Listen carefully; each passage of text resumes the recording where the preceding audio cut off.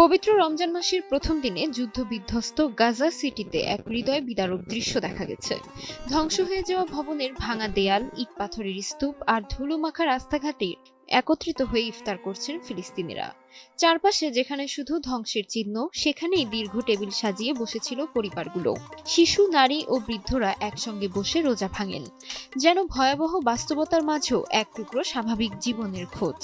من أمام منازلنا المدمرة أصرينا إحنا والجيران والأهل ধ্বংসস্তূপের ভেতরে কিছু হালকা আলোকসজ্জাও দেখা যায়, যা যেন অন্ধকারের মধ্যে আসার ছোট্ট আলো। পটভূমিতে ধর্মীয় সঙ্গীত বাজছিল, যার উপস্থিতি মানুষদের মনোবল আরো দৃঢ় করেছে।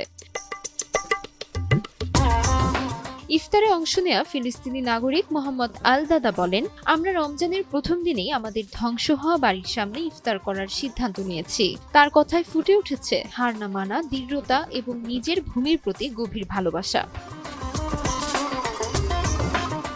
2023 সালের 7 অক্টোবর হামাসের নেতৃত্বে সীমান্ত পেরিয়ে ইসরায়েলের হামলায় 1200 জন নিহত হয় বলে ইসরায়েলের তথ্য মতে জানা যায়। এর জবাবে ইসরায়েল গাজায় আকাশ ও স্থল অভিযান শুরু করে। গাজার স্বাস্থ্য কর্তৃপক্ষের দাবি, ইসরায়েলি হামলায় এখন পর্যন্ত 72,000 ফিলিস্তিনি নিহত হয়েছেন।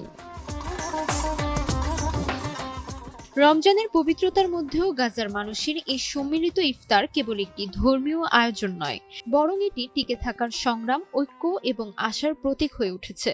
যুদ্ধের ধ্বংসস্তূপের মাঝেও জীবন থেমে থাকে না, এই দৃশ্য যেন তারই প্রমাণ।